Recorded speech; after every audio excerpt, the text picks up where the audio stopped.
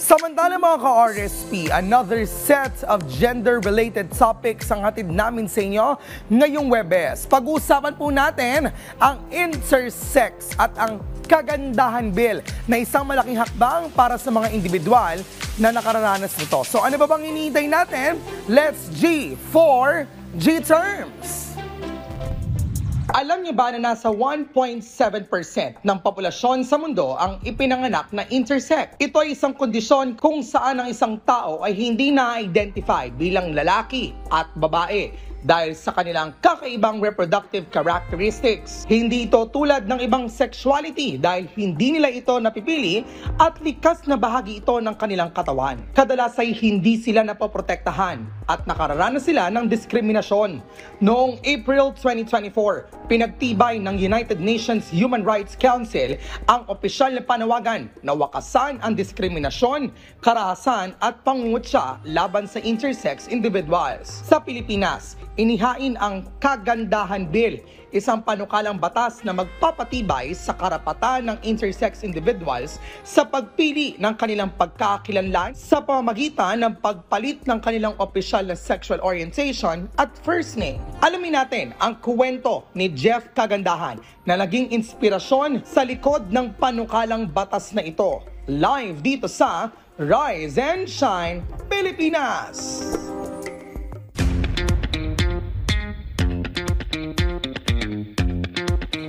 Live natin kasama ngayon si Jeff para magbahagi ng kanyang karanasan. Magandang umaga, Jeff. And welcome dito sa Rise and Shine Pilipinas. Yeah, magandang umaga po sa inyong lahat. And thank you so much for being with us this morning. I also heard before, meron ng Kagandahan Bill. It was filed by former Congressman Geraldine Roman. At ngayon ay pinupush ng kanyang kapatid. Well, before we go ahead and talk about this, I want to know, on a layman's perspective, what is intersex? Yeah.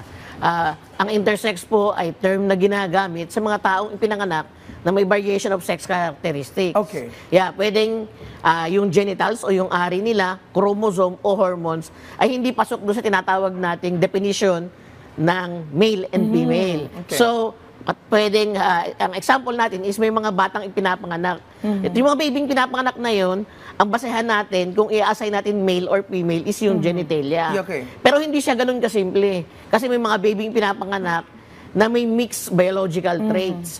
Like halimbawa, meron siyang uterus, pero may testes din. Okay. May mga babaeng pinapanganak na, may mga taong babying pinapanganak na babae ang ari, pero may XY chromosome or male chromosome pattern. Okay. So, hindi siya sakit.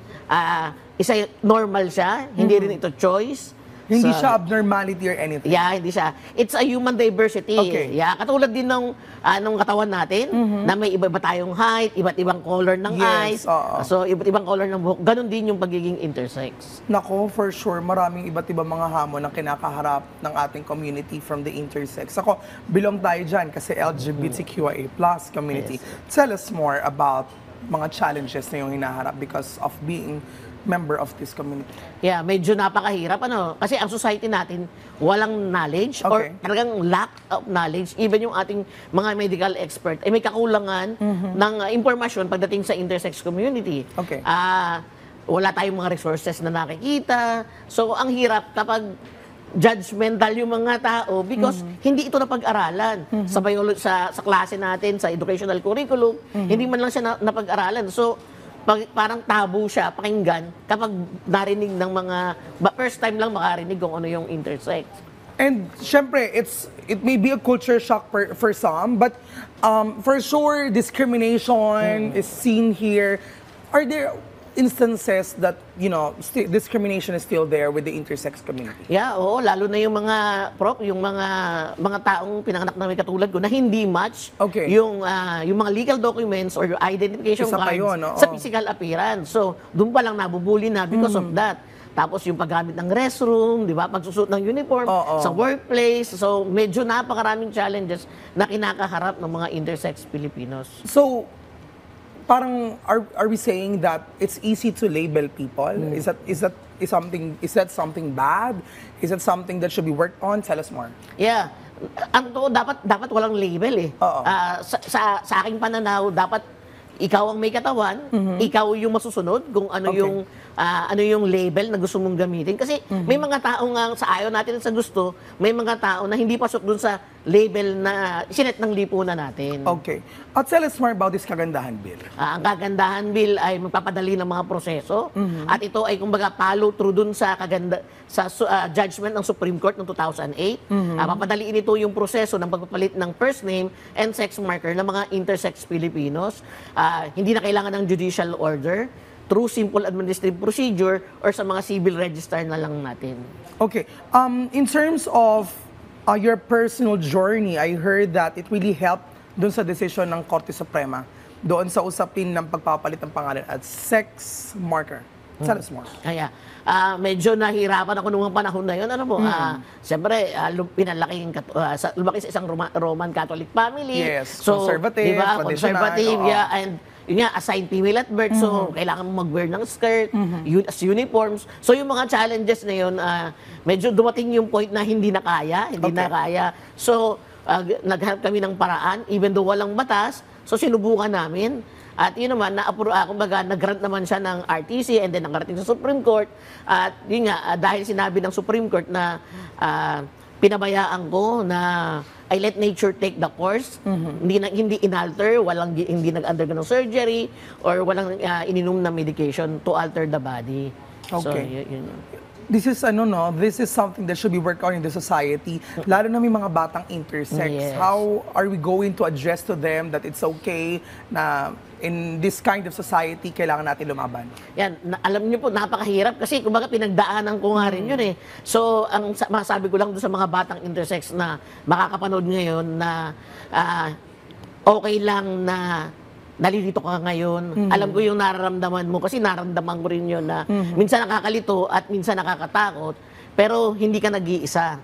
So, narito rin ako, pinagdaanan ko rin yun, pinagdaanan ko yung husgahan ng ibang tao, pero okay lang yun. Ang mahalaga, tanggapin mo yung sarili mo kasi yun yung simula na magiging lakas mo. Okay. So, in any cases, on a personal note, kung kami ay maka-encounter for kapatid natin mga intersex, how are we going to adjust to them? Like, kakausapin muna namin sila, pangalan, anong preferred name, may pronoun din ba tinatanong? Paano ba? Oh, kumbaga, like all members of the LGBT community nga or heterosexual people, dapat din magbigay tayo ng respeto. Mas maganda na itanong natin. Okay. Kasi may diversity. There are more than 40 intersex variation po, Prof. So, hindi ibig sabihin na nakamit ka ng isang intersex, ganun na lahat. So, dapat ganun pa rin. May paggalang tayo at may respeto. Pagtanong sa kanila kung ano ba yung na live name nila, yung pronouns na gagamitin natin sa pag-address sa kanila. Ayun, panghuli na lamang mensahe sa publiko, sa mga ating mga ka-RSP patungkol sa paano dapat tayo maging aware at knowledgeable pagdating sa intersex. Oo. Sa mga manonood natin ngayon, mas maganda po na mas matuto tayo. Mas maganda magkaroon tayo ng education kasi nga, doon kasi minsan nagsisimula yung panghuhusga eh. Dahil hindi nila alam kung ano yung totoong pangyayari o yung istorya. Yes. So kapag meron na silang knowledge, mas maiintindihan na nila. Kung may hindi sila alam, open naman ang Intersex Philippines para sagutin yung mga katanungan nila. Lahat tayo kailangan magsimulang matuto dahil lahat tayo ay tao. Yun yung mahalaga sa lahat po eh. Na deserve din namin yung respect na ibinibigay ninyo sa bawat isa po. Jeff, maraming salamat sa pagbigay ng kwento sa amin, pag-inspire at syempre pagmulat sa amin patungkol sa inyong community at syempre gaya mo na kailangan ay makuha. We're gonna support this kagandahan bill at sana maraming mga Pilipino ang patungkol na ang sumuporta patungkol dito. Thank you so much, Jeff. Thank you po.